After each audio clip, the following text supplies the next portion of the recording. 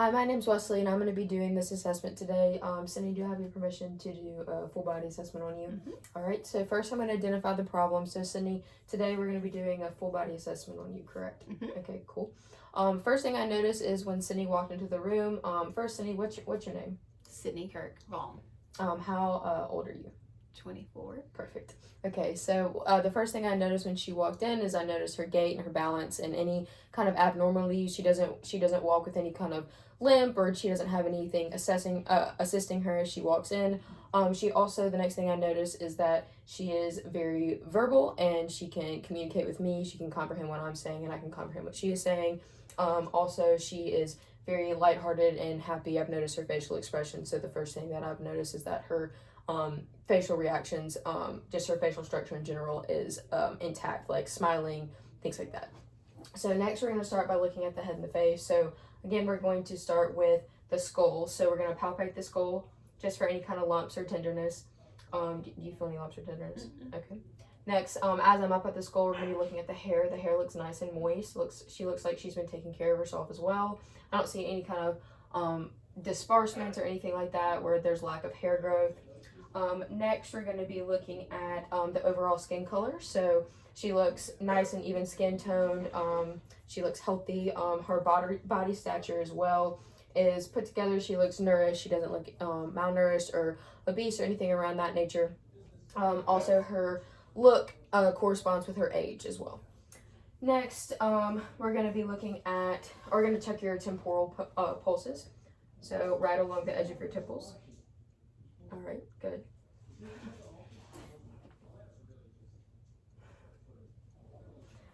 Next, we're going to be looking at the TMJ as well. So we clench. Okay. Open your mouth. Close.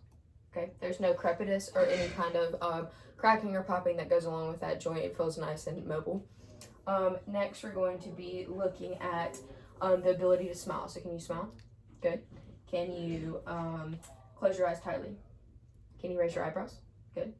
Can you puff out your cheeks? All right. That is assessing cranial nerve 7. Next, let's look at the masseteres. Clench your jaw. Good. Good. That's checking cranial nerve 5. Next, we're going to move on to the eyes. We're going to be using this Rosenbaum chart to assess any kind of nearsightedness. So, Sydney, I'm going to open up this page. And tell me if you tell me a line that you can read. Can you read this? Yes. What is Tracivia? Okay, I'll put it down here.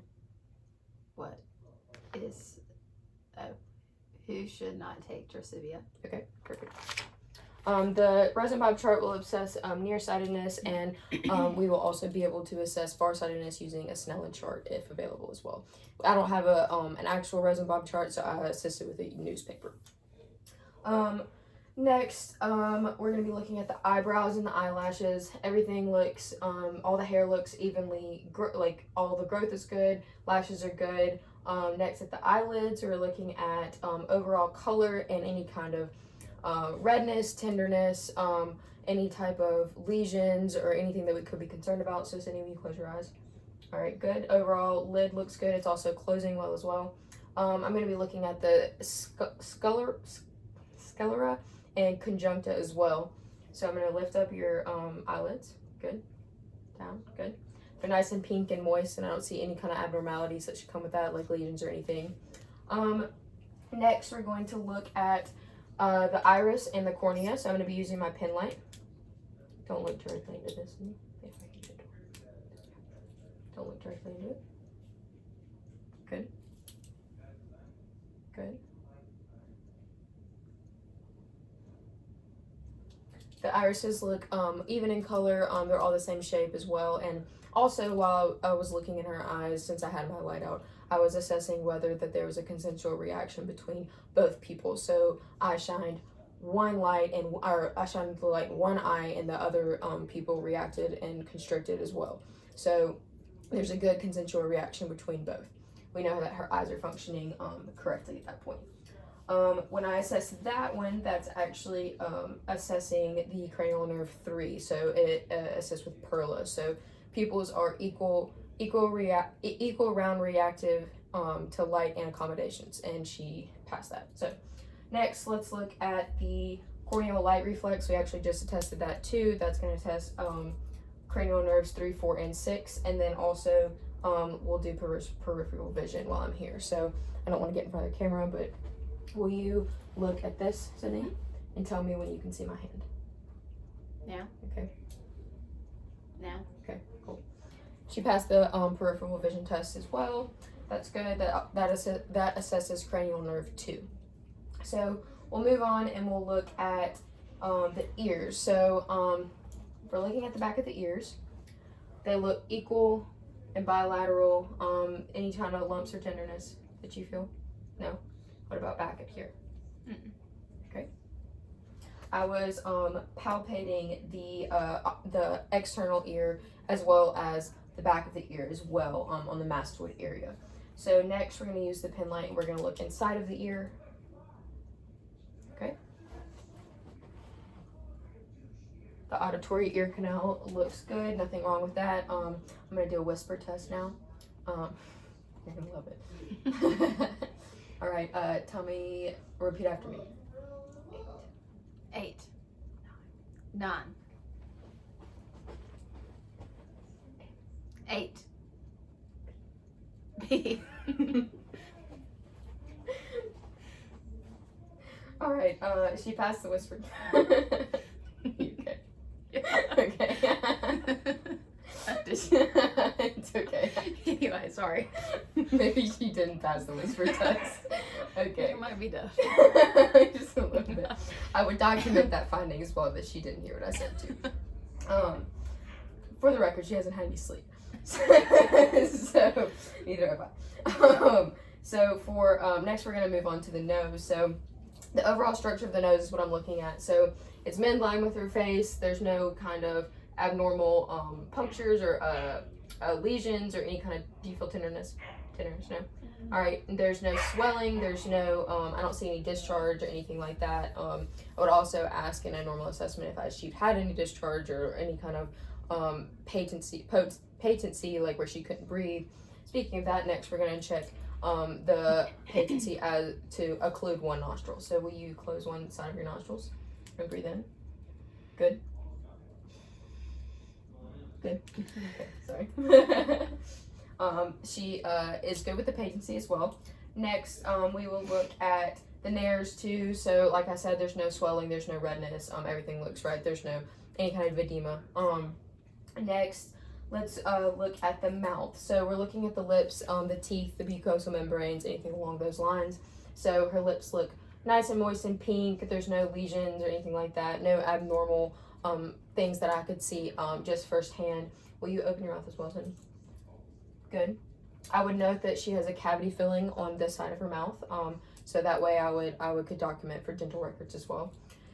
It looks like she has all teeth as well, so she's not missing anything. They're nice and white. It looks like she's brushing her teeth continuously. Will you open your mouth again and let me look at your soft and hard palates? Open wide and say ah.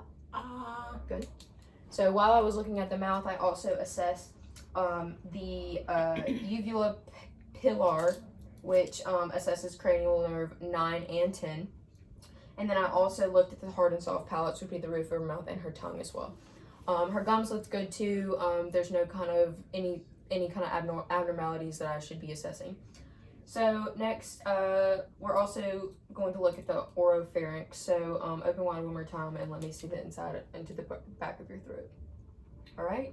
It looks pink and moist, and there's no types of cobbling or anything like that that should be documented further. Next, let's go over to, let's look at cranial nerve 12. So will you stick out your tongue? All right. Will you turn it to the right? Turn it to the left? Good. Put your tongue back in the mouth. Will you push your tongue to the right side of your cheek? To the left side of the cheek? Okay, good. Again, that was assessing cranial nerve 12. Let's also assess swallowing, which is cranial nerve 5, 7, 9, 10, 11, and 12. So swallow. Any difficulties? Good. Let's also look at the lymph nodes over here, which is super extensive. So first we're going to look at the pre and post auriculars. So we're doing pre and post There's no tenderness. There's no hard. They're not palpable, which is good. Tenderness or enlarged lymph nodes would give a sign of infection. Sorry, or any kind of hard hard non-mobile lymph nodes would give a sign for cancer. So next, let's look at the or tonsillar. So we'll go back here. Good. Now let's look at the sublingual, submandibular, submental. All right, good. Next, we'll move on to the shoulders. So again, in any of these areas, we're looking at the overall skin structure. Now, for this assessment, since we're on video, our patients don't have our shirts off. So normally I would look at all the skin underneath the shirt as well, looking for any kind of lesions, bumps, scars, things that should be assessed and looked at further. So looking at the shoulder Sydney, I'm looking at forward, and they look evenly placed. Her neck looks in line, midline. There's no kind of distinction of like from immunothorax. I can't talk today, sorry. Or anything like that. It's set in the middle of her chest. I've also been noticing her breathing as well, and her breathing looks normal. So let's check the thyroid first. So I actually don't have any water. You just swallow. Okay, will you swallow? All right, good. I didn't feel any type of goiters. The thyroid feels normal, which is good. Next, let's look at the range of motion of the neck. So will you extend your neck, extend your neck, flex the neck back, good, to the right, to the left, to your other shoulder, good. Will you look to your right, look to your left? All right, good. So the neck and shoulders have full range of motion, which is nice. Next, we'll look at the carotid arteries. So you assess these unilaterally, which means, so you don't make your patient pass out. So we'll assess this one. Good. Normally you would assess for 30 seconds, but for this time we'll shorten it. Good. And each pulse is 2+, which is normal. So it's a good bounding pulse, but not too bounding, not too weak. So we'll also look now at the hand. Oh, we'll also check cranial nerve 11. So will you shrug your shoulders? Good, perfect. We'll move on to hands and arms now. So we're looking at the characteristics of the hands and arms. We hold your hands out like this. Her hands and arms and wrists all look clean and well kept and put together. They're moisturized. She even has her nails done, which is cute. Everything looks normal on her hands. There's no lesions or anything like that. Let me palpate them. You feel any tenderness? No? Good. Tenderness? Mm-mm. No? Good. I also forgot to palpate your neck, so I'll go back up here. Tenderness? Mm-mm. No? Any tenderness? Nope. Good. Everything feels nice, and same with the arms and wrists and hands too. So while I'm assessing her skin, I'm assessing for any kind of fever, edema, anything that should be abnormal. Like she should have normal blood flow that should be warm and present completely. Also with the skin, like dryness, itchiness, any kind of rashes, etc. So next we'll look at the capillary refill. So we hold your hands out, Sydney, and I will go through each finger and do capillary refill. Now she has her nails painted, so I'm having to look along the cuticle beds in order to determine the correct capillary refill, but normally you'd be able to look at the nail beds if they were not painted.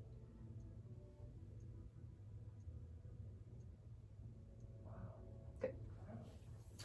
Okay, next let's look at skin turgor. So hold your hands out again. She has good elastic rebounding skin turgor, which means she's well hydrated, and she's young, so that's good. Next, we'll do brachial and radial pulse. So we hold your arms out like this, and we'll do brachial pulse first, which is along the biceps.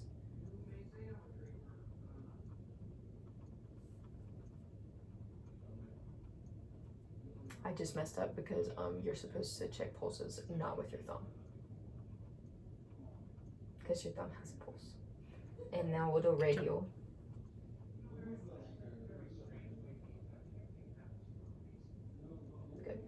They are equal and bounding on both radial and brachial pulses are both 2 plus as well.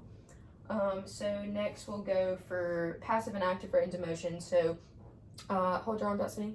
Can you do your hands like this? Like this? Put your hands in a circle. Do your fingers. Good.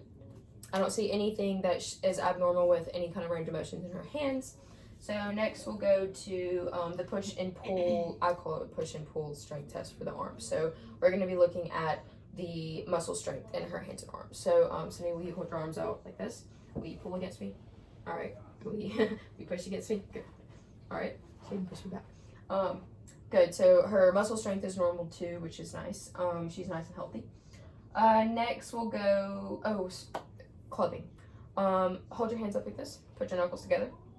All right. If the knuckles were to touch and the nail beds to not connect, it would indicate clubbing, which would be need to be further assessed for any kind of diseases or along those lines. So next we'll go to the chest. So again, normally she'd be shirtless and she would have I could be able to see her bare chest or bare chest with a bra. And I'd be able to sorry. God. Keep going. So I would assess if there was any kind of moles or anything that should be looked at further, especially moles in the terms of like melanoma. So normally I would have a ruler, and if there's anything like a scar or any kind of lesion, I would be sure to measure it and assess it further, and document it as well. So next, if the skin looks good, we'll move on to her breathing. So overall, I'm looking at Cindy's chest, and her breathing looks normal. She doesn't look like she's out of breath or she's struggling to breathe, so that'd be dyspnea. So next, we'll look at the, there's no kind of retractions or heaves or lifts or anything that should be concerning of the chest. So she's not like gasping for air or anything like that. So now we're going to look at the bony prominences. So I'm just going to run my fingers and palpate along any kind of bony prominences of the chest. Good. Any kind of tenderness? No? Okay, good.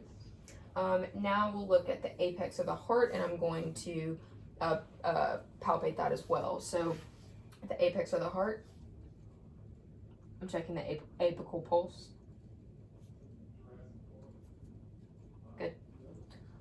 Now we'll be listening for our heart sounds. So first we're going to start by listening with our diaphragm, and then we're going to switch to the bell. Each of the heart sounds are going to be right at the aortic, pulmonic, mitral, tricuspid, and herbs. So we'll go in the 5 points, and then we will assess with the bell next after the diaphragm. All for 10 seconds.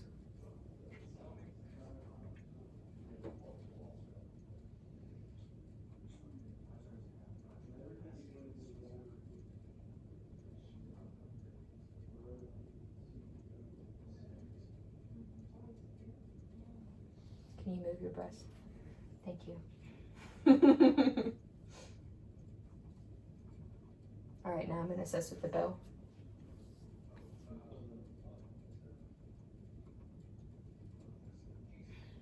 Do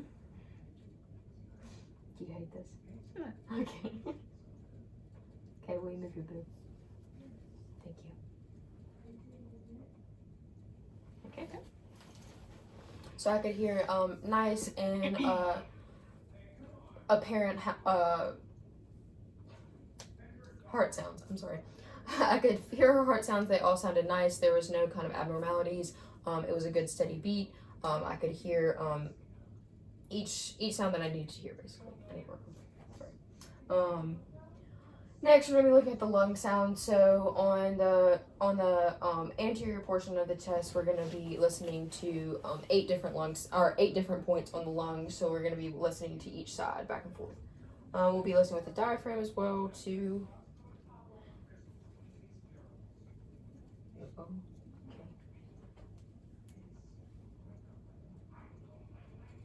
Good. Take a deep breath. Keep breathing.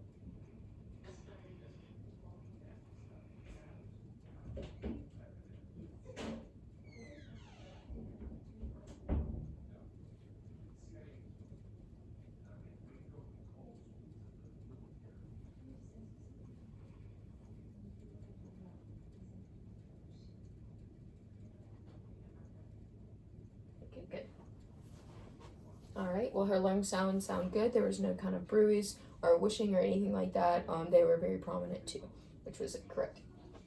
So next, let's go to the posterior chest. So Sunny, do you mind turning so that the camera can see your back? Thank you. Yeah, you can kind of go at it. Cool. Okay.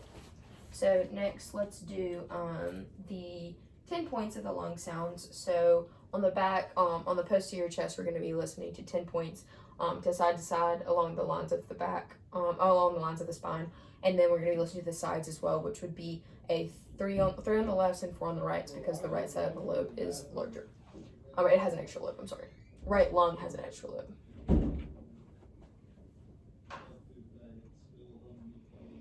Good, breathe in and out.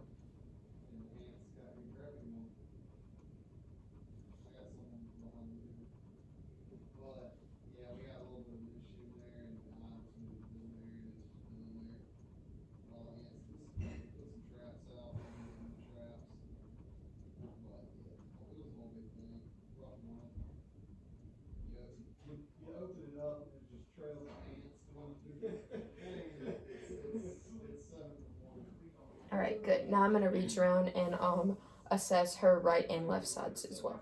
So can you hold your arms up like this, Cindy? All right.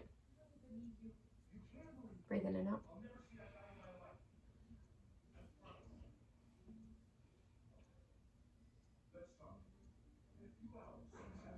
All right, I'm gonna go to the side.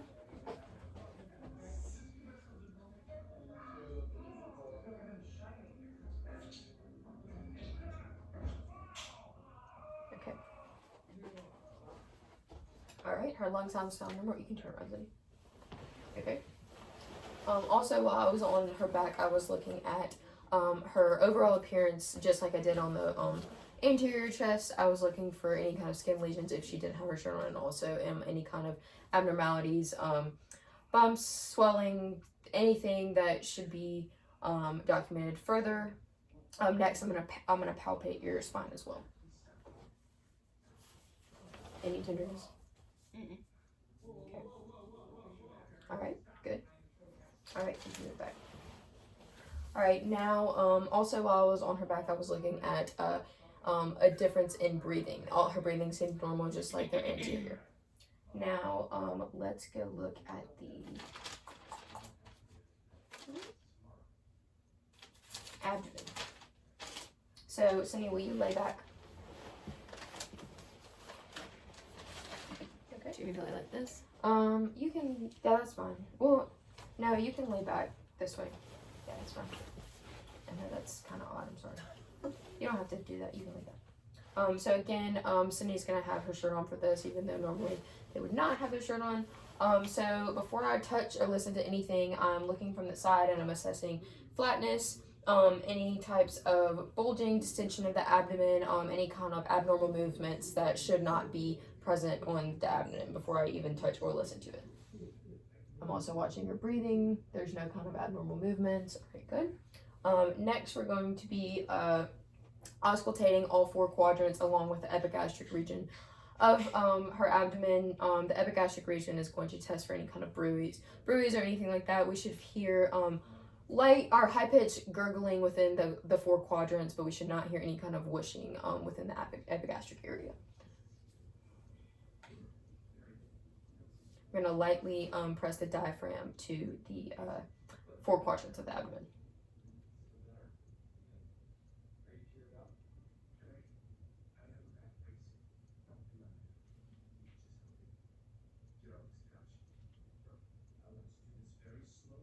In the epigastric area.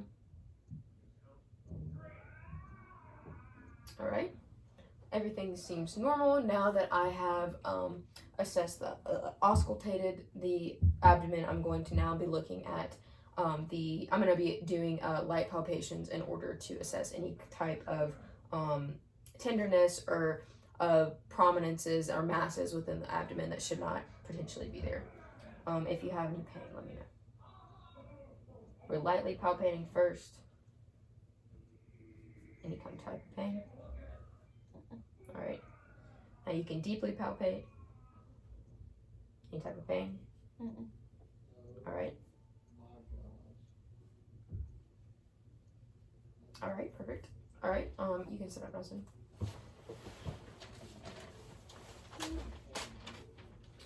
So now we're going to be looking at the muscular system of the lower extremities. So same with the arms, we're looking at overall skin tone, any type of lesions that need to be measured, type of scars. Most people might have scars on their legs.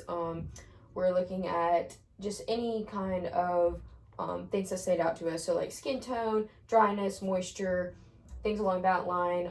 Right now I'm looking at her feet and her knees and her ankles and her legs, and everything looks normal. While we're down here, we're going to be assessing the popliteal pulse and the the posterior tibialis, and then the dorsalis pedis. Yeah. So will you put your feet down, Sydney? Thank you. You see it? Normally her legs would be down, but just so y'all can see, I'm gonna keep her up. So I'm assessing bilaterally on the posterior tibialis for the pulse. Then now I'm doing the dorsalis pedis. All right, good. While I'm down here too, I'm gonna be looking at her toes. Same with the fingers, we're gonna be looking at capillary refills. So I'm going to be squeezing each one of her toes, and her capillary refill should be less than 3 seconds to test for protrusion.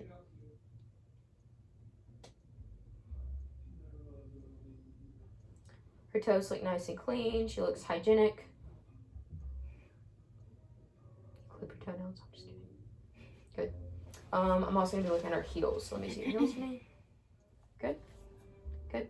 Also, now can you, while we're going to do passive and active movement as well. So, will you roll your ankles?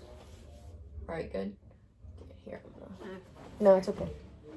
Yeah, roll your ankles and then do them forward, side to side. All right, good. This looks normal. I'm going to get in and do, that was active range of motion, or active movement. This is passive movement. All right. Any pain? No? While I'm thinking about it, I actually didn't do passive movement on her hands too, so I'm going to be doing that. Anything? Good. No pain? Nope. No crepitus either? Nope. All right, good. Okay. Now back to the lower extremities. We're going to be doing the strength test. So I'm going to be somewhat in front of the camera. We'll move a little bit. Will you pull against me? When I pull on your feet. There we go. All right, now push. All right, for your feet, will you pull up with your toes against me? There you go. Will you push like a gas pedal? All right, good. So she has full range of motion in her feet, or in her lower extremities, including like her hamstrings, her quadriceps, and things like that. Now we're going to be looking at the squat and range of motion test. So this is the last thing we'll be doing. So will you stand up, Sydney? Turn probably at an angle this way. Turn this way a little bit more. We'll do. Uh-oh. It's fine. Sorry. Okay, so I'm assessing Sydney's hips. So they're even right now. I'm looking at the leveling of them, if they were crooked, or if her hips and her shoulders were out of line or out of place. I would notice any like a type of scoliosis. So Cindy, will you bend forward? All right, I'm assessing this for any kind of kyphosis, I can't say it, or scoliosis. So her spine looks normal and her hips look normal as well. There's nothing that should be documented further. So will you sit up, Cindy? And now will you walk forward a little bit and squat to the ground? All right. Oh. Any pain? No. Crepitus? No. No popping? Nope. All right. Well, in that case, that is the last thing we have to do for our assessment. Do you have any questions? I don't. No? All right. Well, that is it. Thank you.